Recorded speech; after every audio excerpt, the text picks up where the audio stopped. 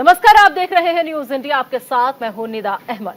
साल 2024 के लोकसभा चुनाव में बीजेपी को कड़ी टक्कर देने के लिए विपक्षी पार्टियों को एकजुट करने में जुटे हुए नीतीश कुमार की कोशिशों को झटका लग गया है, क्योंकि पटना में 23 जून को महागठबंधन की बैठक होने वाली है।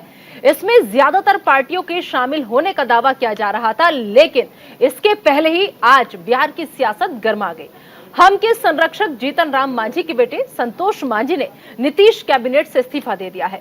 संतोष मांझी नीतीश कैबिनेट में अनुसूचित जाति जनजाति कल्याण मंत्री थे। इस्तीफा देने के बाद संतोष मांझी ने नीतीश कुमार पर बड़ा आरोप भी लगाया। उनका कहना है कि हमको विपक्षी एकता के लिए बुलावा नहीं मिला, क्योंकि जेडीयू हमारी पूरी पार्टी का विलय चाहती थी। संतोष मांझी के आरोप पर नीतीश सरकार का कहना है कि इस इस्तीफे से महागठबंधन पर किसी भी तरह का कोई असर नहीं पड़ेगा। तो वहीं बीजेपी नीतीश सरकार की महागठबंधन नीति पर तंज कस रही है। लेकिन इन सबके बीच सवाल यह है कि आखिर नीतीश कुमार हम का विलय क्यों करना चाहते थे?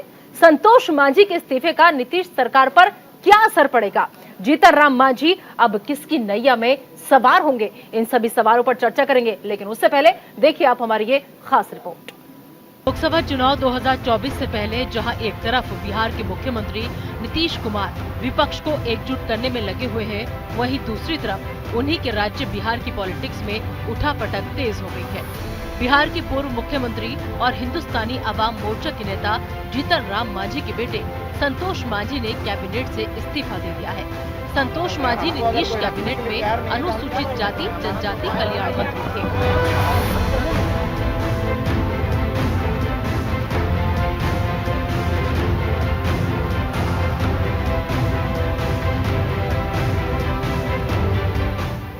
विपक्षी एकता के लिए 23 जून को पटना में होने वाली बैठक से पहले ही बिहार की नीतीश कुमार सरकार को जोर का झटका लगा है। पूर्व मुख्यमंत्री जीतन राम मांझी के बेटे और हिंदुस्तानी अवामी मोर्चा के इकलौते मंत्री संतोष मांझी ने इस्तीफा दे दिया है। मंत्रिमंडल से इस्तीफा देने वाले संतोष मांझी ने नीतीश सरकार पर आरोप लगाया है कि हमको विपक्षी एकता के लिए बुलावा नहीं मिला, क्योंकि जेडीयू हमारी पूरी पार्टी का विलय चाहती थी। देखिए, इस्तीफा मांगा गया और दिया गया, दो विषय। हम कह रहे हैं कि हमारा अस्तित्व खतरे में। अगर कोई हमको कहे कि आप विलय कर जाइए, तो मेरे पास क्या उपाय है, क्या ऑप्शन है? आप क्या करते हैं मेरे जगह पर रहते तो ये मांगने का और दबाव का नहीं है। हम तो आखिरी कोशिश करेंगे। अब महागठबंधन के साथियों को निर्णय करना है कि वो क्या करते हैं। हम तो उनके पाले में गेंद कर दिए। मेरी इनिंग थी, एक इनिंग समाप्त हुई, नई इनिंग के लिए हम तैयार हैं। संतोष मांझी के इस्तीफे के बाद बिहार की सियासत में भूचाल आ गया है। साथ ही साथ महागठबंधन में दरार के कयास भी लगाए जा रहे हैं। ऐसे में नीतीश कैबिनेट के मंत्रियों का कहना है कि इस इस्तीफे से महागठबंधन पर किसी भी तरह का असर नहीं पड़ेगा। तो वहीं बीजेपी का कहना है कि महागठबंधन की बैठक से पहले ही दरार पड़नी शुरू हो गई है। महागठबंधन में अभी और सिर फुटबॉल होने वाला है। देखिए, अभी तो मुझे पुख्ता जानकारी नहीं है, आपके माध्यम से मिल रही है। और यदि ये अभी खबर पुख्ता होगी तो कोई सरकार की सेहत पर कोई असर नहीं पड़ेगा। ऐसे लोग आते हैं जाते हैं, उससे सरकार की सेहत पर कोई असर नहीं, उसमें कोई उससे फर्क नहीं पड़ेगा। बहुत लोग आएंगे भी, अभी देखते रहिए। 2024 का चुनाव नज़दीक है, बहुत सारे लोग आएंगे भी हम लोग के भी महागठबंधन में। इसलिए इससे महागठबंधन के सेहत पर और सरकार पर कोई असर नहीं। अब जाने के लिए लोग स्वतंत्र हैं। उनको तो हमारे नेता माननीय मुख्यमंत्री जी ने अपनी कुर्सी तक दे दी, मुख्यमंत्री जी के मुख्यमंत्री पद उनको दिए, तब इससे बड़ा और सम्मान क्या हो सकता है? संतोष मांझी का इस्तीफा इस बात को दर्शाता है कि महागठबंधन में सब कुछ ठीक ठाक नहीं है। एक तरफ विपक्षी एकता की बात हो रही है और विपक्षी एकता के लिए 23 तारीख को बिहार के पटना में ही बैठक आहूत की गई है। और उसके पहले सहयोगी दलों का नाराजगी और छोड़ना यह बताता है कि आने वाले समय में विपक्षी एकता ये पूरी तरह से विफल हो जाएगी। संतोष सुमन का इस्तीफा ऐसे वक्त पर हुआ जब नीतीश कुमार बीजेपी के खिलाफ पूरे देश की विपक्षी पार्टियों को एकजुट करने की कोशिश में जुटे हैं। उन्होंने 23 जून को पटना में विपक्षी दलों की बड़ी बैठक बुलाई है। इस विपक्षी एकजुटता बैठक में राहुल गांधी से लेकर मल्लिकार्जुन खड़गे और अखिलेश यादव, केजरीवाल, ममता बनर्जी, स्टालिन समेत अन्य दलों के नेता शामिल होंगे। ऐसे में बिहार में महागठबंधन में फूट और जीतन राम मांझी के बेटे का इस्तीफा नीतीश के लिए बड़ा झटका माना जा रहा है। Bureau report, news India. और बिहार की राजनीति को समझने के लिए मेहमानों का बड़ा पैनल हमारे साथ मौजूद है। आइए सबसे पहले अपने मेहमानों का तारुफ मैं आपसे करा देती हूँ। हमारे साथ विघ्नेश झा जी, जो कि कांग्रेस पार्टी के नेता हैं, वो जुड़े हुए हैं। विघ्नेश झा जी, बहुत बहुत स्वागत है आपका न्यूज इंडिया पर। साथ ही साथ दानिश इकबाल साहब, जो कि नेता है बीजेपी के। दानिश इकबाल साहब, आपका भी इस्तकबाल है न्यूज इंडिया पर। मनोज लाल दास, जो कि नेता है जेडीयू के, वो भी हमारे साथ जुड़ चुके हैं। आपका भी स्वागत है सर। इनके अलावा रुद्र प्रताप सिंह, जो कि राजनीतिक विश्लेषक हैं, सर आपका भी बहुत बहुत स्वागत है।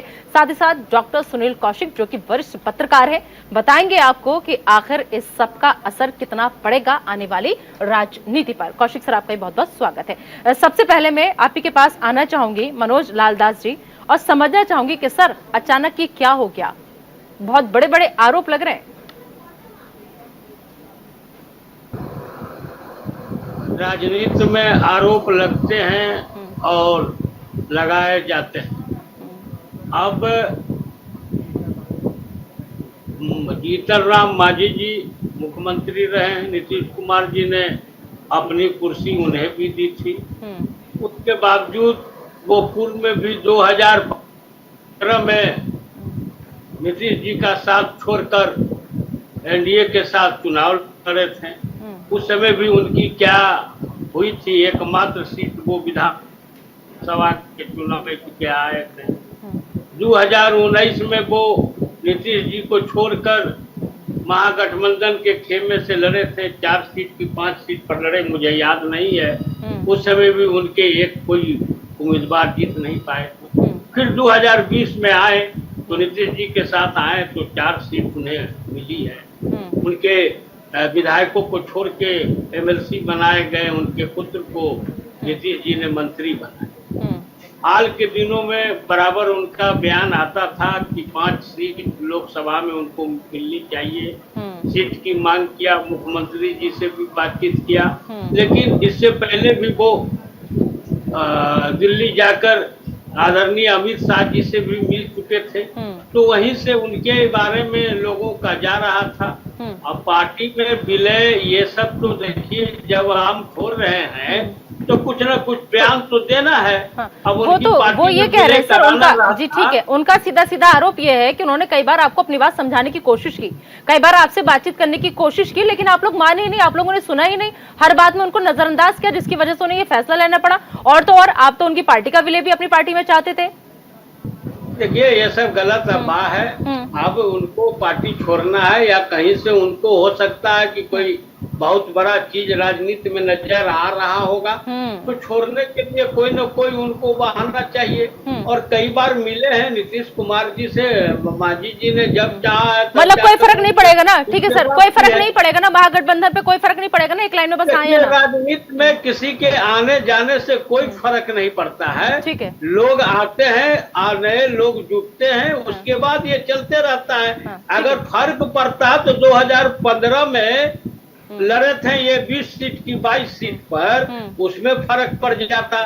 5 ठीक है सर, आऊंगे और भी मेहमान जुड़े हुए, एक रिएक्शन ले लेती हूँ, फिर आगे समझेंगे। हमारे सहयोगी रवि सर भी हमारे साथ जुड़ चुके हैं, रवि का भी हम रुख करेंगे और रवि से भी जानेंगे कि आखिर कांग्रेस पार्टी जो लगातार जिसे जोड़ने की कोशिश में महागठबंधन की कवायद में नीतीश कुमार लगे हुए हैं, कांग्रेस पार्टी पर कितना असर पड़ेगा अगर अपने ही लोग ऐसे साथ छोड़ करके जाएंगे। लेकिन फिलहाल बीजेपी की तरफ रुख कर लेते हैं। दानिश इकबाल साहब, आप तो कह रहे हैं कि ये जो रार है अभी से पड़नी शुरू हो गई है, महागठबंधन जो है वो किसी काम नहीं आएगा, लेकिन जेडीयू अभी भी ये कह रही है कि कोई फर्क नहीं पड़ेगा किसी के आने जाने से।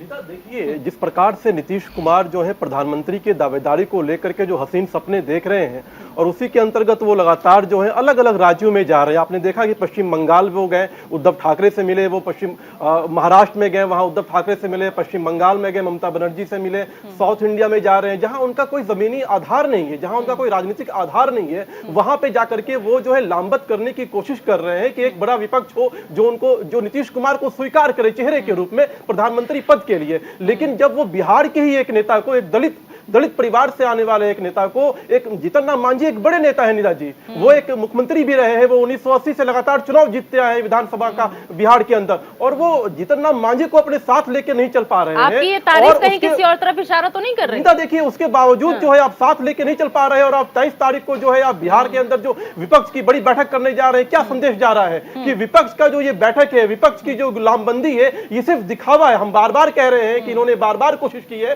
कि विपक्ष को एकजुट किया जाए, लेकिन आप बताइए, जिस नीतीश कुमार का जो है बिहार के बाहर कहीं कोई राजनीतिक आधार नहीं है, ममता बनर्जी का पश्चिम बंगाल के बाहर कोई राजनीतिक आधार नहीं है, वो किस प्रकार से एक होंगे, किस आधार पर एक होंगे? तो सवाल ये खड़ा होता है कि कहीं कोई विपक्ष, लेकिन मत भूलिए दानिश साहब, मत भूलिए, अपने ही आधार पर इन दोनों ने बिहार और बंगाल में क्या कर रखा है ये आपको ही पता है सर। मैं कह रहा हूं कि ये मत भूलिए, कद तो बड़ा है, अपने अपने राज्य में कद बड़ा है, राज्य के बाहर इनका क्या वजूद है? राजनीतिक वजूद कुछ भी नहीं है। और नीतीश कुमार एक पॉलिटिकल नार्सिसिस्ट व्यक्ति हैं। वजूद तो इतना है नीतीश कुमार का दानिश इकबाल साहब कि चाहे देखिए, एक सीधी सी बात आपको भी माननी पड़ेगी और मैं भी इस बात को मानती हूँ, हमारे दर्शक भी मानेंगे, नीतीश कुमार का वजूद और कद इतना बड़ा है कि भले ही सरकार किसी की भी हो, मुख्यमंत्री वही बनते सर, तो कद को मत आंकिए।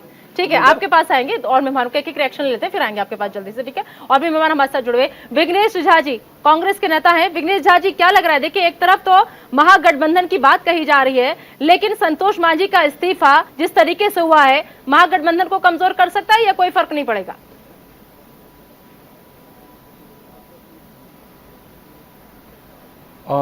देखिए, 3-4 पहलू हैं, लेकिन सबसे पहले स्पष्ट कर दूं कि हमारे नेता अखिलेश प्रताप सिंह जी ने आज ट्वीट कर बताया कि इससे हमें कोई महागठबंधन को कोई बहुत बड़ा नुकसान नहीं होने जा रहा है। लेकिन पहलू और भी हैं। पहलू ये भी है कि अभी तक संतोष कुमार सुमन जी ने मंत्री पद से इस्तीफा दिया है, लेकिन महागठबंधन को नहीं छोड़ा है उनकी पार्टी ने। पहली बात है। दूसरी बात है कि उनके जो एमएलएज की संख्या है, उनके जो सीट हैं वो 4 हैं अभी 164 में। तो वो बहुत बड़ा असर बिहार में छोड़ेंगे, ऐसा तो मतलब आप कांग्रेस पार्टी ये कहने की कोशिश कर रहे हैं कि बातचीत की गुंजाइश जो है वो अभी बची हुई है, क्या मैं सही समझ रही हूँ सर? नहीं लग रहा है। हाँ, विघ्नेश झा जी, क्या आप ये कहना चाह रहे हैं कि जो आप ये कह रहे हैं कि उन्होंने सिर्फ इस्तीफा दिया है, महागठबंधन को अलविदा नहीं कहा है, तो क्या बातचीत की गुंजाइश अभी है? हमेशा हम चाहेंगे कि नहीं। अब ये देखिए, ये नीतीश कुमार जी की पार्टी और मांझी जी के पार्टी के बीच का मामला है। कांग्रेस इसमें नहीं बोल सकती, लेकिन जो रहना चाहे हम उनका हमेशा स्वागत करेंगे, और जो जाना चाहें तो वो जा भी सकते हैं। बहुत बड़ा असर अगर ये बताने की कोशिश कर रही है बीजेपी या एनडीए कि बहुत बड़ा असर पड़ेगा, तो उनसे आप पूछ के देखिएगा कि मध्य प्रदेश में बहुत सारे नेता उनके कांग्रेस में चले गए। अब वो मानेंगे कि वहां पे असर पड़ेगा उनको, वहां पे उनका सुपड़ा साफ हो रहा है, ये मानेंगे वो? ये तो 4 सीट का मामला ठीक था। है, चलिए रवि सराफ, ठीक है, इसका जवाब विघ्नेश झा जी हमारे सहयोगी हैं रवि सराफ, उनसे ले लेते हैं, क्योंकि रवि पॉलिटिकल बीट में कांग्रेस पार्टी को कवर करते हैं, बहुत अच्छे से समझते हैं। रवि, क्या वाकई में कोई फर्क नहीं पड़ेगा? कांग्रेस पार्टी के लिए कितना जरूरी है सबका एकजुट होना, खासतौर पर वो नीतीश कुमार जो एकजुटता की लगातार बात कह रहा है? बिल्कुल नीता, देखिए फर्क तो पड़ेगा, क्योंकि कांग्रेस पार्टी ने एक बड़ी जिम्मेदारी नीतीश कुमार को दी है कि आप जाइए और तमाम राजनीतिक दलों से बात कीजिए। और देखिए पूरे देश भर में नीतीश कुमार घूम भी रहे और विपक्ष के तमाम नेताओं से मुलाकात कर रहे हैं। मुलाकात उन नेताओं से भी कर रहे हैं जो भारतीय जनता पार्टी के भी संपर्क में रहते हैं, उनको भी कोशिश कर रहे हैं कि महागठबंधन में लेकर आए। पर उनके खुद के कैबिनेट के साथी, बिहार के पुराने साथी उनसे बिछड़ते हुए नजर आ रहे हैं। तो एक बड़ा सवाल तो नीतीश कुमार के साख के ऊपर भी उठेगा ना कि आप एक महागठबंधन बनाने जा रहे हैं और आपसे बिहार नहीं संभल रहा है, आपका अपना खुद का कैबिनेट नहीं संभल रहा है, कैबिनेट का जो साथी है वो आपसे दूर हो रहा है। इसलिए ऐसी क्या वजह है? आखिरकार संतोष मांझी ऐसा क्यों कह रहे हैं कि उनको ज्यादा तरजीह नहीं दी गई और नीतीश कुमार की तरफ से कोशिश की जा रही थी कि उनके पार्टी को तोड़ दिया जाए, विलय कराया जाए। तो आखिरकार अगर ऐसी मंशा नीतीश कुमार की है तो जाहिर सी बात है बहुत सारे सवाल नीतीश कुमार पर उठ रहे हैं। हालांकि कांग्रेस ने एक बड़ी जिम्मेदारी दी है, विघ्नेश जी बैठे हुए हैं, वो अच्छे से बता पाएंगे विघ्नेश जी कि आपने एक बड़ी जिम्मेदारी नीतीश कुमार को दी है और नीतीश कुमार अपना बिहार ही नहीं संभाल पा रहे हैं, उनसे अपने साथी नहीं संभाल पा रहे, तो कैसे वो देश भर में तमाम विपक्ष के जो बड़े नेता हैं उनको लामबंद करेंगे, उनको एक साथ लाएंगे, कांग्रेस को इंटैक्ट करने की कोशिश करेंगे, क्योंकि कांग्रेस की तो नजर है नीतीश कुमार पर, इसीलिए जवाबदेही उनकी तय की गई है कि आप जाइए और विपक्ष को एक करने की कवायद कीजिए। कोशिशें वो कर रहे हैं पर उनसे बिहार नहीं संभल रहा है, और बिहार उत्तर प्रदेश ही ऐसा राज्य है जो बहुत जल्दी सियासत का जो मौसम है वो भाप लेता है कि आने वाले समय में कैसा मौसम होने वाला है, बहुत ज्यादा गर्मी पड़ने वाली है। बिल्कुल रवि, इस सवाल का जवाब एक बार समझ लेते हैं। बिहार समझ लेता है और शायद जीतन राम मांझी इस बात को समझ रहे हो। बिल्कुल विवेक झा जी, सुना आपने मेरे सहयोगी रवि सर आपको क्या कह रहे हैं वो, कि देखिए बहुत बड़ी जिम्मेदारी आपने सौंपी नीतीश कुमार को, ऐसे में अगर अपना ही बिहार नहीं संभल रहा है, अपने ही लोग अगर साथ छोड़ के जा रहे हैं तो कांग्रेस पार्टी कैसे भरोसा करेगी?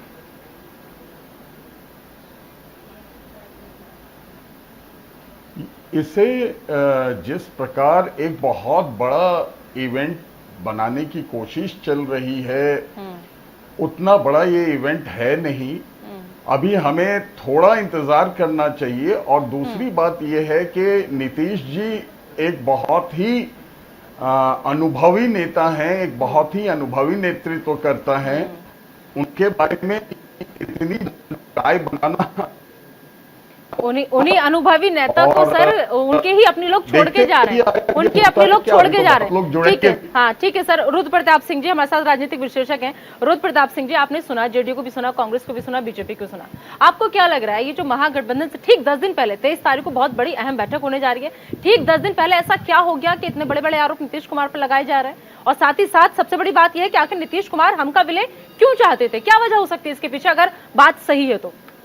नेताजी, आप महागठबंधन के लिए समस्या जो सबसे बड़ी बिहार में है वो सीटों का बंटवारा है, क्योंकि इसमें इनके पास 3 बड़े दल हैं जिसमें इनको सीटों को बांटना है, फिर इनके साथ 2-3 छोटे दल आ जाते हैं। अब वो छोटे दल भी अपना राजनीतिक भविष्य यहाँ तलाश रहे हैं और उनको उम्मीद दिखती है बीजेपी की तरफ से, क्योंकि बीजेपी अपनी सीटों से आधी सीटें विपक्ष के इन लोगों को दे सकती है। अब वहाँ उसके पास केवल एक एलजेपी है जिसको उसने पिछली बार 6 सीट दी है। अब ये जो जितने भी दल हैं, जो छोटे दल हैं, उनको ये उम्मीद लगती रही है कि बीजेपी हमको 2-4 सीटें दे सकती हैं, इसलिए उनका ध्यान उस तरफ जा रही है। अब ये दोनों लोग, अब जैसे मान लीजिए नीतीश जी अपने कितने लड़ेंगे, उसके बाद तेजस्वी को कितने सीट देंगे, फिर कांग्रेस के, तो उसके बाद 40 में सीट ही नहीं बचती है। तो इस तरह से जितने भी राजनीतिक दल हैं वो अपना भविष्य तलाश रहे हैं और उसी क्रम में इन्होंने अपनी बातों को रखा होगा। अब इनको उम्मीद अगर नहीं लग रही है तो फिर इन्होंने अपने इस कदम को उठाया है, क्योंकि अगर बड़ी बात कही है ये। हाँ डॉक्टर, उनके पास चलते एक मिनट, डॉक्टर सुनील कौशिक जी के पास। कौशिक जी, कितने सहमत है आप रुद्र प्रताप सिंह जी की बात से? क्योंकि वो साफ साफ ये उनकी बात से ऐसा लग रहा है कि मानो बातचीत जो है वो बन गई है, भले ही यहाँ पर दानिश इकबाल साहब बैठे हैं, वो अपने पत्ते ना खोले, लेकिन ये इशारा साफ दे रहा है कि बातचीत पहले से तय हो गई है बीजेपी में। देखो नेता, 3 दशक की यदि आप बिहार की समीक्षा करेंगे तो ये पाएंगे कि निश्चित तौर से किसी भी पार्टी की न नीयत और नीति में केवल सत्ता में बने रहना है, चाहे नीतीश जी हो चाहे लालू जी रहे, और सारे राजनीतिक दल, उसमें भाजपा भी सम्मिलित है, उसकी हिस्सेदार रही है। तो क्या विश्वसनीयता जो है, जब बार बार नीतीश जी को अनुभवी चेहरा कहा जा रहा है, अनुभवी नेता कहा जा रहा है, केवल सत्ता में बने रहने के लिए अनुभवी हो सकते हैं क्या वो? यही मांझी जब उन्होंने मुख्यमंत्री बनाया उसके बाद क्या हुआ पूरे बिहार ने देखा। जब आप भाजपा से अलग होते हैं तब आपने भी वही बीजेपी पे आरोप लगाया था कि बीजेपी हमारी पार्टी तोड़ना चाहती है, खत्म करना चाहती है। तो आज मांझी जी ने लगाया है कि हमारी पार्टी को आप खत्म करना चाहते थे। ये कब तक चलता रहेगा बिहार की राजनीति में? और जो 2024 को लेकर के जो नीतीश जी अग्रणी भूमिका में आ रहे हैं, या तमाम नेताओं से, दूसरी राजनीतिक दलों के नेताओं से ऑफ कैमरा बात करेंगे तो आज भी नीतीश जी पर राजनीतिक दलों के आकाओं को भरोसा नहीं है। वो ये कहते हैं दबी जबान से कि 2024 में नतीजे आने के बाद नीतीश जी का भरोसा नहीं है कि बीजेपी की गोद में जाके बैठते हैं। और इसी वजह से सोशल मीडिया पे ये भी काफी ट्रेंड कर रहा है कि आपने भी पलटी मारी और अगर कोई और भी पलटी मार रहा है तो फिर आपके साथ सही हो रहा है, जो आपने क्या है वही आपके साथ अब हो रहा है। नहीं, देखो नीतीश जी, अब नेता, अब देखो ना, अपनी ही पार्टी के राष्ट्रीय अध्यक्षों के साथ नीतीश जी ने क्या किया। वही आपने अपने नेताओं को नहीं बख्शा जिनकी भूमिका पार्टी को बनाने में रही, उठाने में रही, यहाँ तक पहुंचाने में रही। आपने अपनी पार्टी के राष्ट्रीय अध्यक्षों के साथ क्या किया? सत्ता में बने रहने के लिए जिन नीतियों को, जिस नीयत के साथ आप सत्ता में शुरू में आए थे, वो सब आपने सिरे से खारिज कर दी सत्ता में बने रहने के लिए। तो अब मेरा मानना है कि सबसे अविश्वसनीय नेता नीतीश जी हैं। और पूरे देश की बात कर ली जाए तो बिहार की राजनीति या 3 दशक की हम बात करेंगे तो निश्चित तौर से पाएंगे कि सत्ता में बने रहने के लिए सारे राजनीतिक दलों ने अपनी नीयत को, अपनी नीतियों को बेच डाला लोकतंत्र के खिलाफ। बिल्कुल। मनोज लाल दास जी, सुना आपने, वरिष्ठ पत्रकार हैं जो अपना अनुभव साझा कर रहे हैं आपके साथ। हालांकि आपके ही अनुभवी नेता के बारे में वो कह रहे हैं कि आप विश्वसनीय नेता हैं नीतीश कुमार आज की डेट में। इस सवाल का जवाब जानेंगे, लेकिन फिलहाल एक छोटा सा ब्रेक लेंगे। आप सभी मेहमान हमारे साथ बने रहिए, इसी सवाल के जवाब के साथ होगी वापसी। बने रहिए आप हमारे साथ, एक छोटा सा ब्रेक, जल्द हाजिर हो रहे हैं।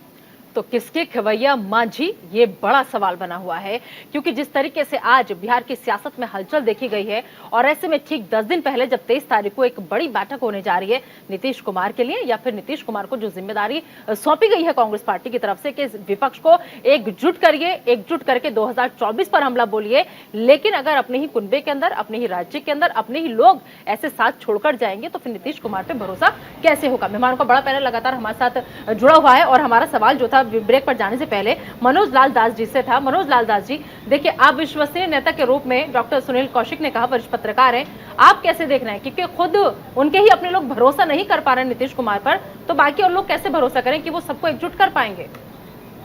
देखिए, सबसे बड़ी बात यह है कि अब कोई आदमी कुछ बोल सकते हैं, इस बोलने में तो कहीं से किसी को परहेज है नहीं, लेकिन नीतीश कुमार जी देश के एकमात्र ऐसे नेता हैं जिनके ऊपर आज तक कोई आरोप नहीं लगा है। दूसरी बात है सर, अपनों का साथ छोड़ के जाने के आरोप कई बार लगे हैं उनके ऊपर। नहीं, राजनीति में बहुत लोग आते हैं और बहुत लोग जाते हैं, और इन्होंने सही कहा कि राजनीति का मतलब सत्ता ही होता है। अगर सत्ता नहीं होता तो महाराष्ट्र का खेला नहीं होता, मध्य प्रदेश का खेला नहीं होता। तो जिसको जिस जगह पर रहती है वह चलता है, और लेकिन नीतीश कुमार जी किन्हीं को न निकालते हैं और न किन्हीं के खिलाफ कुछ बोलते हैं। आप एक जगह का खेला भूल गए सर, बिहार में भी खेला हुआ था। नहीं, ऐसा तो देखिए, बिहार में खेला कुछ खेला नहीं हुआ था। सारे लोग जान रहे थे कि जदयू के एक नेता बीजेपी के इशारे पर कुछ कर रहे थे, और खुद विधायकों ने इसकी सूचना दी। उसके बाद तो उन्होंने उसका एक्शन लिया, उस पर कार्रवाई किया। तो राजनीति में तो इस तरह की बातें चलती है। आज वो नेता हैं, जहाँ है अच्छे तरह से, हमारी उनके प्रति कोई दुर्भावना नहीं है। और अगर जीतन राम मांझी जी आज ये चीज बोल रहे हैं, तो अगर उनको हमको पार्टी में जदयू में मिलाना रहता, तो जिस समय 2020 में नीतीश जी के जिम्मे पड़ा हुआ था मांझी जी को सीट देने का, उसी समय नीतीश जी कहते कि आप पार्टी में मिल जाइए। तो इस तरह की बात नहीं है। भारतीय जनता पार्टी के अमित शाह जी से मिलने के बाद इनका इस तरह का चल रहा। इससे पहले 5 मतलब आप ये कह रहे हैं जो भी कुछ हुआ है ये बीजेपी की तरफ से हुआ है? आप सीधा सीधा ये कहना चाह रहे हैं कि जो भी है सबके पीछे बीजेपी है? तो सामने है ना, उसको हमारे पत्रकार महोदय भी इससे इनकार नहीं कर सकते हैं, न राजनीतिक विश्लेषक इंतजार कर सकते हैं। ठीक है, चलिए उनसे रिएक्शन ले लेते हैं। के बाद ठीक है, इनकी सुर बनी है। ठीक है, रिएक्शन ले लेते हैं। नेताओं ने कहा, एक मिनट, मेरा ये कहना है कि अभी भाजपा के नेताओं ने कहा, सारे लोग बोल रहे हैं बिहार के नेता कि जीतन राम मांझी जी बहुत अच्छे नेता है, बहुत देश के महान नेता है, सब कुछ है। तो हमारा तो आग्रह रहेगा कि भाजपा उनके नेतृत्व में 2025 के चुनाव लड़ने की घोषणा कर दे। उनसे बड़े नेता तो भाजपा में कोई है भी नहीं। ऐसे में 25 से पहले तो 24 है, कोई नेता नहीं। सर 25 से पहले 24 है। भाजपा में बिहार भाजपा में अभी कोई नेता नहीं है जो भाजपा के मूल के हैं, जो आरएसएस के हैं।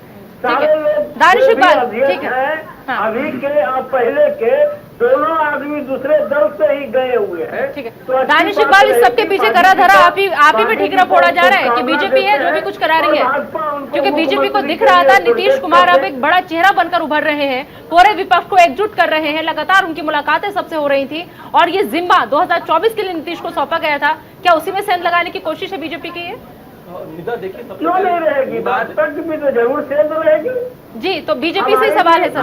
निदा देखिए, सबसे पहले मनोज लाल दास जी बीजेपी की तरफ से दानिश इकबाल हमारे साथ है, ये सवाल उन्हीं से था, जवाब सुन लीजिए उनका। हो सकता है कि उनके गठबंधन में जो लोग हैं अभी, उसमें से कुछ हमारे आने वाले समय में आ जाए, ऐसा कोई बात नहीं है। राजनीति में ये सब चलता है, और इसमें भाजपा सबसे आगे है। ठीक है, सुन लिया। ठीक है। हाँ। निदा जी, हमको कोई प्रॉब्लम नहीं है। मतलब गजब की सियासत हो रही है बिहार की सर। हाँ, ठीक है। निदा हाँ। देखिए, सबसे बड़ी बात यह है कि जीतन राम मांझी ने जो आरोप लगाया है नीतीश कुमार के ऊपर, वो आरोप ये है कि 23 तारीख को जो विपक्षी दलों की बैठक होने वाली है उसमें उनको जो है इन्विटेशन नहीं दिया गया। हाँ। वो एक हिस्सा है उस विपक्षी दल के, उस सरकार के की अहम हिस्सा है, उसके बावजूद आप उनको बैठक में नहीं बुला रहे हैं। तो ये साफ जाहिर होता है कि जो आरोप वो लगा रहे हैं कि जनता दल यू में हम पार्टी का विलय कराने की जो कोशिश की गई थी, ये साबित होता है कि जरूर ये बात जो है नीतीश कुमार द्वारा की गई होगी। और नीतीश कुमार का जो पूरा का पूरा व्यक्तित्व, बिल्कुल वो एक पॉलिटिकल नार्सिस्ट व्यक्ति है। जिस प्रकार का उनका कैरेक्टर रहा है, चाहे वो उनके अपने पार्टी के राष्ट्रीय अध्यक्ष को जिस प्रकार से उन्होंने बर्ताव किया हो, या जिस प्रकार से अभी देखिए कुछ दिन पहले उपेंद्र कुशवाहा जी जो उनके पार्टी के प्रदेश के अध्यक्ष थे, वो पार्टी छोड़ के चले जाते हैं, अलग से वो अपनी पार्टी बनाते हैं। और निदा जी, मैं आपको बहुत जिम्मेदारी से एक बात बताना चाहता हूं कि पटना के बिहार के प्रदेश भारतीय जनता पार्टी के कार्यालय में प्रतिदिन जनता दल यूनाइटेड के कोई ना कोई नेता, चाहे वो एमएलसी हो, विधायक हो, नेता हो, वो भारतीय जनता पार्टी ज्वाइन कर रहा है। और अगर कोई नेता पार्टी ज्वाइन कर रहा है भारतीय जनता पार्टी, तो उसमें वो विश्वास दिखा करके ज्वाइन कर रहा है। कुशवाहा के नाम पर आप बोल रहे हैं मनोज लाल दास जी, एक मिनट मेरी बात सुन लीजिए सर। और सर सुन लीजिए एक मिनट, उपेंद्र कुशवाहा के नाम पे आप जो इतना जीत रहे हैं, सर एक मिनट सुन लीजिए। बात है आने वाले समय में निदा जी, मैं गंभीरता से बोल रहा हूँ, जनता दल यूनाइटेड पार्टी के सारे नेता जो है वो पार्टी छोड़ करके चुनाव के नजदीक पार्टी छोड़ करके उपेंद्र कुशवाहा ने, सुन लीजिए, उपेंद्र कुशवाहा के नाम पर आप जो एकदम तेजी से बोले मनोज लाल दास जी, उपेंद्र कुशवाहा ने खुद ट्वीट करके बकायदा लिखा है, और आपका जो ये पूरा महागठबंधन है उसे उन्होंने जर्जर किला करार दिया है। मैं उनका ट्वीट पढ़ के आपको सुना देती हूँ। उन्होंने साफ साफ लिखा उपेंद्र कुशवाहा ने, एक मिनट सर, अरे सर जब वो छोड़ के गए वो तब की बात कर रहे हैं, जब वो छोड़ के गए सर, कुछ ही महीने पहले तो साथ छोड़ा है उन्होंने सर, कुछ ही महीने पहले तो साथ छोड़ा है उन्होंने नीतीश कुमार का, कुछ ही महीने पहले साथ छोड़ा नीतीश कुमार का। सो वो जो कह रहे हैं उसको आप समझिए पहले। 4 महीना पहले अरे सर सुन तो लीजिए वो, हाँ सुन लीजिए। अभी तो सिर्फ शुरुआत हुई है, ये तो आपके सहयोगी यही बात उपेंद्र कुशवाहा ने कही थी। छोड़कर जा रहे हैं। उपेंद्र कुशवाहा ने भी यही कहा था सर, उन्होंने भी यही कहा था, बिल्कुल। और नीतीश कुमार देखिए, वो ये कह रहे हैं कि ये मात्र एक ट्रेलर है, अभी और ईंटें खिसकेंगे। हाँ ठीक है, अभी और ईंटें खिसकेंगे। ठीक है विघ्नेश जल्दी, ठीक है। नीतीश कुमार अपने राजनीतिक पड़ाव के अंतिम दौर में सबसे कमजोर व्यक्ति के तौर पर खड़े हुए हैं आज बिहार के अंदर। तो निश्चित तौर पर उनके सहयोगी दल ही नहीं, अपितु जो उनके पार्टी के नेता है, विधायक है, वो भी पार्टी छोड़ के 2024 और 2025 तक दूसरी दलों में चले जाएंगे। ठीक है विघ्नेश झा जी इतना देर से क्या डेली ज्वाइन कर रहा है बीजेपी जी ज्वाइन कर रहे हैं। मैं तो इतना ही कहना चाहूंगा कि दिल बहलाने को गालिब ख्याल अच्छा है। अभी हाँ जी बोलिए। हाँ अगर सुन पाए जी बोलिए, विघ्नेश झा जी बोलिए। हाँ मैं इतना ही कहना चाहूंगा, दिल बहलाने को गालिब ख्याल, हाँ मैं इतना ही कहना चाहूंगा, दिल बहलाने को गालिब ख्याल अच्छा है। अभी भाजपा और एनडीए अगर ये ख्याली पकड़ रही है कि छोड़ के जाएंगे, छोड़ के जाएंगे, तो उनका है वो उन्हें ख्याली पुलाव पकाने दिया जाए।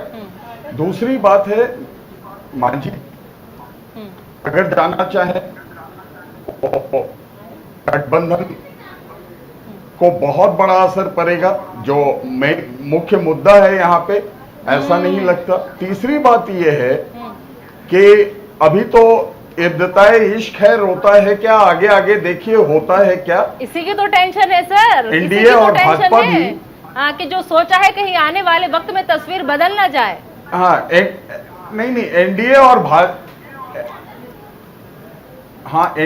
भाजपा भी तस्वीरें देखती रहे, क्योंकि बिहार की जनता बहुत ही पॉलिटिकली अवेयर है और उन्हें पता है बिहार की क्या, भारत की जनता भी बहुत पॉलिटिकली अवेयर है, उन्हें पता है सर उसी बिहार की जनता ने, विघ्नेश झा जी, आज जब से ये खबर सामने आई, हाँ सर एक मिनट सुन लीजिए, छोटे दल क्यों करते हैं, उसी बिहार की जनता ने, जिस बिहार की जनता पर आप भरोसा जता रहे हैं सर, अगर आप सोशल मीडिया खोल के देखेंगे तो भरा पड़ा है नीतीश कुमार के बारे में। लोग यहाँ तक लिख रहे हैं कि पलटी मारने वाले के साथ पलटी मारा जा रहा है। किसी ने यह भी लिखा कि लोग तो जो है ये सब लोग लिख कर रख लीजिए, नीतीश कुमार भी पलटी मारेंगे। करेंगे, राजनीति में केवल अवसरवाद होता है, ये बिहार की जनता लिख रही है। तो अवसरवादी नेता करार दे रहे हैं और उस पर कांग्रेस पार्टी भरोसा कर रही। रवि मेरे सहयोगी जुड़े हुए, रवि क्या कहेंगे? बिहार की ही जनता बिहार की जनता ही काउंटर ओपिनियन भी दे रही है। रवि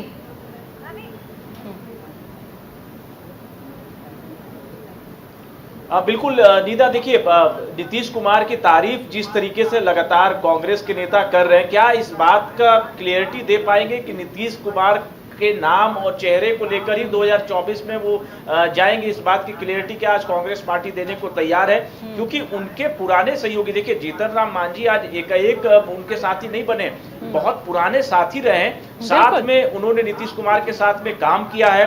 और ऐसा नहीं है जिस तरीके से कांग्रेस आज दर्शा रही है कि जीतन राम मांझी और उनकी जो राजनीतिक दल है हिंदुस्तानी अवाम मोर्चा, उनका कोई असर नहीं है। तो क्या असर नहीं है इसीलिए आपने गठबंधन में उनको लिया था, साथ में चुनाव उनके साथ आप लड़ने के लिए गए थे और आज बता रहे हैं कि उनमें कोई ताकत नहीं बचा है, उनका कोई असर नहीं है। तो क्या ये बताएंगे कि मगध के बेल्ट में हिंदुस्तानी अवाम मोर्चा का कोई असर नहीं है, जीतन राम मांझी का अपने खुद के समुदाय में कोई असर नहीं है? क्योंकि एक अच्छी खासी पकड़ रखते हैं जीतन राम मांझी और एक अच्छा रिश्ता नीतीश कुमार के साथ जीतन राम मांझी का रहा है लंबे वक्त तक। अब अगर आप कोशिश करेंगे कि उनकी राजनीतिक दल को किसी तरीके से अपने पार्टी में विलय करा दिया जाए, उनको समाप्त करने की कोशिश की जाए, वो जो सीट मांग रहे हैं उनकी सीट पे आप चर्चा नहीं करें, क्योंकि जो सोर्सेस हैं वही बता रहे हैं कि जीतन राम मांझी तकरीबन 3 से 4 लोकसभा सीटों की मांग नीतीश कुमार से कर रहे थे और नीतीश कुमार ने उन्हें स्पष्ट कर दिया कि आप पहले अपनी पार्टी को जेडीयू में विलय करा दीजिए।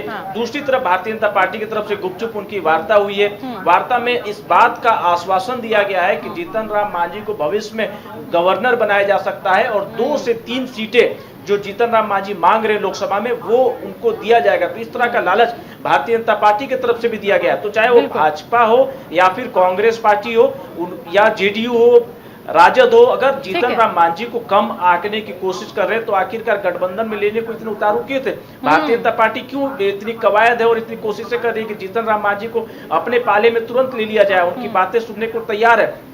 तो लालच भारतीय जनता पार्टी को भी है और पर सवाल जो है नीतीश कुमार की अगुवाई के ऊपर अब बहुत बड़ा खड़ा होने लगा है, क्योंकि महागठबंधन की मीटिंग से पहले उनके साथी का दूर हो जाना और इस तरह के बड़े आरोप लगाना कि उन्हें तरजीह नहीं दी जा रही थी, पार्टी को विलय कराने की कोशिश की जा रही थी। तो ये बड़े आरोप है। अब नीतीश कुमार अब इस पर किस तरीके से जवाब देंगे, उनकी पार्टी किस तरीके से प्रतिक्रिया देगी, क्योंकि कई राजनीतिक दल अब नीतीश कुमार की तरफ देख रहे हैं जब उनके राज्यों में जाते हैं, अब उनको किस तरीके से ये मना पाएंगे। बिल्कुल ठीक है। रुद्र प्रताप जी, क्या लग रहा है आपको? आपने रवि सराफ की पूरी बात सुनी, क्या लग रहा है आपको कि वाकई ये बीजेपी का लालच है या फिर मांझी को ऑफर है या फिर जरूरत है एक दूसरे के इस वक्त? देखिए नेता जी, कोई भी राजनीति करता है तो अपना राजनीतिक भविष्य तो देखता ही है। अगर उनको नीतीश कुमार की तरफ से कोई ऑफर नहीं मिल रहा है तो वो 24 के चुनाव में उनके साथ क्यों खड़े रहेंगे?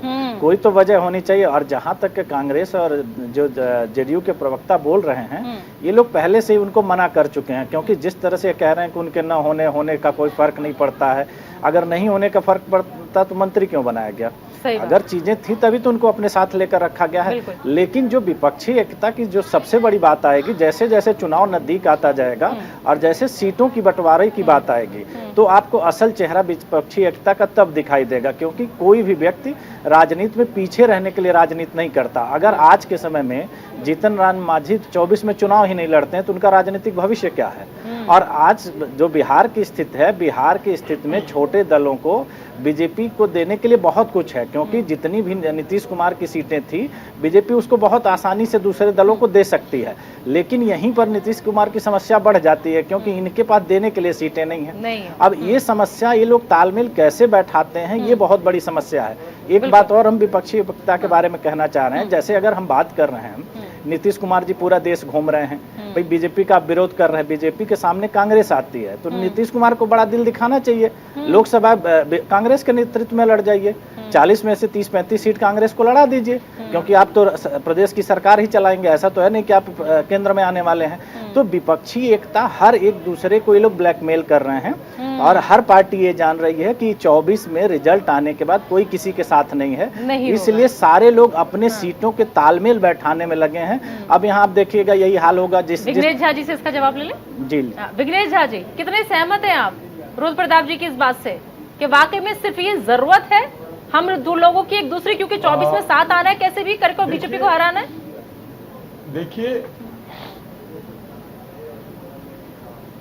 देखिए कहा ऐसा ही ऑपोजिट भी जा सकता है। एनडीए के कितने सहयोगी आज एनडीए के साथ हैं और एनडीए की कितने सालों से मीटिंग नहीं हुई है, ये जग जाहिर है। अगर लोकतंत्र में हम पॉलिटिकल पार्टी के तौर पे कार्य कर रहे हैं तो इसमें बहुत सारे ऐसे मौके आते हैं जब दूसरी बात मैं ये भी स्पष्ट कर देना चाहूंगा, जैसा कि आदरणीयों ने कहा कि कोई फर्क नहीं पड़ता। हम बातचीत कर रहे हैं, नीतीश कुमार जी निश्चित तौर पे बातचीत कर रहे होंगे या फिर उनके पार्टी से लोग बातचीत कर रहे होंगे। ये बात विघ्नेश झा जी किसी और ने नहीं कही, बल्कि जेडीयू नेता मनोज लाल दास जी ने ही कही है। वो ये कह रहे हैं कि फर्क नहीं पड़ता, और देखिए कांग्रेस अभी भी कह रही है कि फर्क पड़ेगा। ये बात समझनी होगी जेडीयू के नेता को भी। हाँ, अगर नहीं, अगर उनकी जाने की ही इच्छा है तो फिर हम तो ये देखेंगे कि उनका क्या आधार, कितना आधार है उनका। हाँ, कुछ सीटों पे जरूर है, जैसा रवि सर्राफ जी ने कहा कि उनका कुछ सीटों पे असर है और अच्छा खासा असर है, लेकिन अब इसके लिए क्या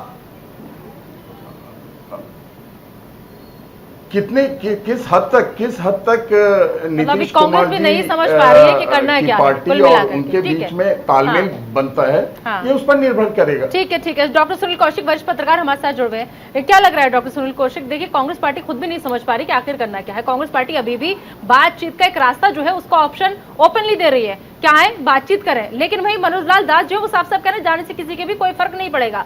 और लेकिन अगर हम वहां पूरी दुनिया में गठबंधन करने जो नीतीश को बाबू निकले थे, अगर उनकी बात करें तो लोग ये कह रहे हैं कि बिना आंधी के उनके ही घर की छत उड़ गई। देखो निदा, कांग्रेस के तमाम विरोध के बावजूद भी केजरीवाल में साझा करेंगे, केजरीवाल से वार्ता जारी है, केजरीवाल गठबंधन का हिस्सा होंगे। तो क्या कांग्रेस एक छोटी सी बात जो गठबंधन में कौन कौन होगा, एक बड़ी पार्टी, राष्ट्रीय स्तर की पार्टी नीतीश जी से नहीं मनवा पा रही है, तो क्या लगता है कि और बातें नीतीश जी मानेंगे? दूसरी बात, यदि राष्ट्रीय परिदृश्य की बात हम करेंगे तो केजरीवाल जी और कांग्रेस के आप और कांग्रेस के बीच क्या चल रहा है इस समय पूरा देश जानता है, लेकिन क्या नीतीश जी की यह समझ में नहीं आ रही है? नीतीश जी भी दोनों हाथों में लड्डू रखना चाहते हैं। यदि कांग्रेस को कैसे दबाए रखना है कूटनीतिक तरीके से, ये नीतीश जी ने एक संदेश दे दिया और कांग्रेस के नेता इसको पचा नहीं पा रहे हैं। अब 23 तारीख को कौन कौन मंच साझा करेगा? राहुल गांधी जाएंगे कि नहीं जाएंगे? क्या आप पार्टी के नेता जो केजरीवाल जी उनके साथ बैठेंगे मंच पे कि नहीं बैठेंगे? क्या जो समर्थन मांगा जा रहा है राज्यसभा में, क्या कांग्रेस का क्या निर्णय होगा? ये नीतीश जी बड़ा बखूबी समझते हैं। और इसी बात का है कि कहीं राष्ट्रीय परिदृश्य में 2024 में कुछ ऐसे आंकड़े आ गए जहां के लगता है कि कांग्रेस सरकार बनाते बनाते रह गई और नीतीश जी बीजेपी की गोद में जाके बैठ गए, फिर क्या होगा? या ऐसा कोई आंकड़ा आ गया कि नीतीश जी अपनी भूमिका बनाए बैठे हैं, क्योंकि सत्ता में बने रखना उनका टेस्ट है। इस बात को लेकर के आप इतिहास उठा के देख लीजिए। मतलब कहा जा सकता है कि जो अभी सब कुछ चल रहा है ये मैजिक ट्रेलर है, असली सुर फटफल जो होगा वो बाद में होगा। बिल्कुल, देखो छोटा राजनीतिक दल होने के नाते बिहार में लगातार सत्ता में बने रखना अपने आप को एक बड़ी बात है, और ऐसा कोई देश में नेता नहीं हुआ कि इतनी कम सीटें आने के बाद लगातार आप मुख्यमंत्री हैं। वही कई फॉर्मूला ऐसा ना हो कि राष्ट्रीय स्तर पर 2024 के आंकड़ों में ऐसा फिट हो जाए।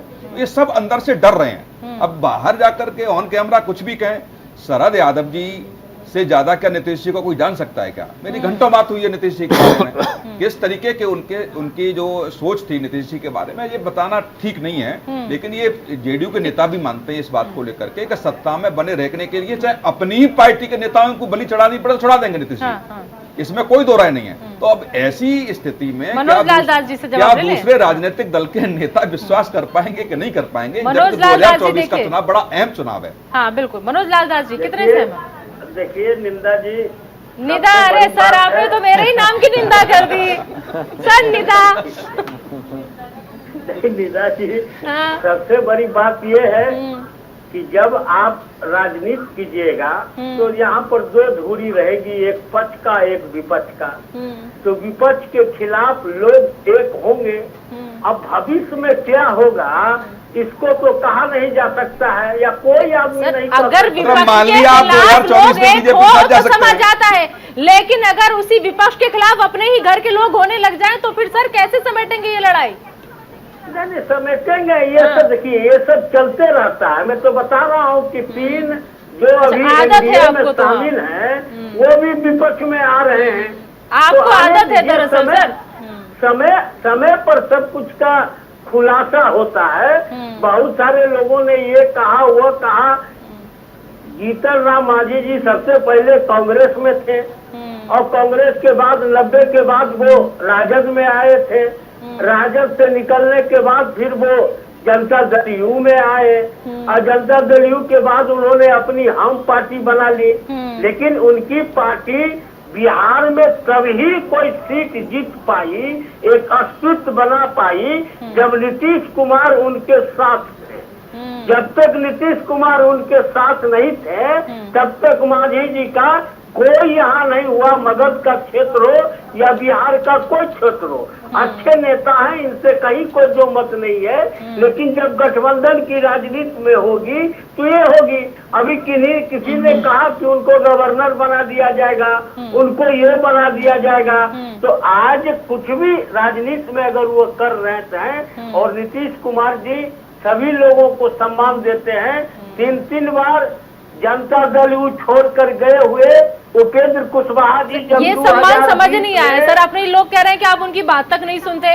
आपके अपने लोग कह रहे हैं कि कई बार मिलने की कोशिश की, आपने वो भी नहीं सुनी। यहाँ तक कि आप कोई मीटिंग भी रखते हैं, इतनी बड़ी बड़ी मीटिंगें रखते हैं, उसमें भी उन्हें नहीं पूछा जाता। कि नीतीश कुमार जी ने किन्हीं की बात नहीं सुनी। सर जिस पर हम आज डिबेट कर रहे हैं उन्होंने सबसे पहला बड़ा आरोप यही लगाया है सर। किसी और को तो छोड़ दीजिए, आपसे थोड़ी कुछ घंटे पहले तो आपके अपने ही थे ना ये। 4 दिन पहले भी जाके मिले हैं। कुछ दिन पहले तो आप कुछ ही घंटे पहले आपके अपने थे वो। पहले भी मिले हैं। टेलीफोन पर उनकी लगातार बात मुख्यमंत्री जी से हो रही थी। हाँ, इसमें कहीं कोई दो मत नहीं है कि उन्होंने लोकसभा की 5 सीटों की बात मुख्यमंत्री जी से की थी। इसमें कोई नहीं है। बात दे नहीं पाए मुख्यमंत्री जी कि इस पर सभी लोग बैठकर कोई निर्णय लेंगे। और उस बीच में ये चले गए भाजपा के और इनकी राजनीतिक शक्ति। दानिश इकबाल साहब ऐसा क्या ऑफर दे दिया आपने? एक अच्छी खासी बातचीत चल रही थी, 5 सीटों पे बात भी हो गई थी, मुख्यमंत्री जी ने कह दिया था बैठ के रजामंदी हो जाएगी। आपने ऐसा कौन सा ऑफर दे दिया कि बीच में भाग लिए? निदा जी ये तो आप जीतन राम मांझी से ही पूछिए कि उनको क्या ऑफर दिया गया है। जहां तक सवाल है भारतीय जनता पार्टी का, भारतीय जनता पार्टी ने किसी प्रकार से कोई ऑफर का कोई लालच कुछ नहीं दिया है। मैं बहुत साफ कह देना चाहता हूं। दूसरा विषय यह है कि देखिए जिस प्रकार से नीतीश कुमार ने गठबंधन की अगुवाई करने की जो एक कोशिश की है, मैं बहुत गंभीरता से कहना चाहता हूं कि जब 2024 के चुनाव नजदीक आएंगे तो ये जो गठबंधन का जो ये एक फॉर्मूला ये बना रहे हैं, पूरे देश के पार्टी को लेकर चलने का काम कर रहे हैं, साउथ इंडिया जा रहे हैं, मुंबई जा रहे हैं, कलकत्ता जा रहे हैं, मैं बहुत ही गंभीरता से कह रहा हूं कि कांग्रेस पार्टी इस गठबंधन का हिस्सा नहीं होगी। आप देख लीजिएगा जिस प्रकार से जो है राहुल गांधी और कांग्रेस पार्टी का जिस प्रकार से नीतीश कुमार को जो है तवज्जो नहीं दिया जा रहा है। 12 तारीख को भी गठबंधन की बैठक होनी थी बिहार के अंदर और उसमें कांग्रेस पार्टी ने साफ कह दिया था कि नीतीश कुमार के इस बैठक में राहुल गांधी नहीं आएंगे। तो ये मुझे साफ लगता है। और जहां तक सवाल है कि देश के अंदर 2024 में प्रधानमंत्री कौन होगा, सरकार किसकी बनेगी, निदा देश का प्रधानमंत्री वही होगा जिसकी लोकप्रियता कन्या से कश्मीर कुमारी तक होगी, जिसकी लोकप्रियता साउथ इंडिया से नॉर्थ इंडिया तक होगी, जिसकी लोकप्रियता नॉर्थ ईस्ट में होगी। वही व्यक्ति होगा, वही पार्टी होगी जिसका पूरे देश के अंदर लोकप्रियता होगी, जिसने काम करके दिखाया है। ठीक है सर, समझ गई मैं। आपने बस नाम नहीं लिया, बाकी सब कुछ कह दिया आपने। विघ्नेश झा जी क्या ऐसा है क्या, सच में ऐसा है क्या कांग्रेस पार्टी खुद खड़ी नहीं होगी आने वाले वक्त में? 23 को जो होने जा रही बैठक वो तो होगी ना, अभी तक फाइनल है कि नहीं?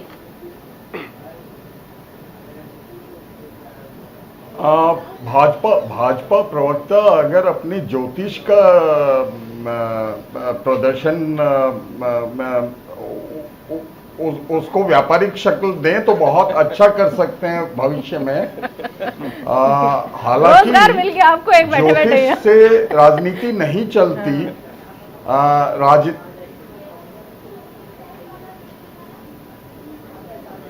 ज्योतिष से राजनीति नहीं चलती, ये आपसी सहमति से चलती है। लोकतंत्र है, बहुत सारी चीजें होती रहेंगी और हमें बातचीत करने का मौका मिलता रहेगा और आगे भी पूछेंगे भाजपा प्रवक्ता से कि गठबंधन ठीक है सक्सेसफुल है या नहीं है। ठीक है, एक एक रिएक्शन जल्दी से सर, फाइंड अप का टाइम हो रहा है। देखेंगे ठीक है, इसमें अभी टिप्पणी करने की जरूरत इतने एडवांस में नहीं है। हाँ बिल्कुल ठीक है। रवि, आपको क्या लग रहा है, क्या अभी और भी विकेट गिरेंगे? क्योंकि कहा यह भी जा रहा है कि अभी ये शुरुआत है।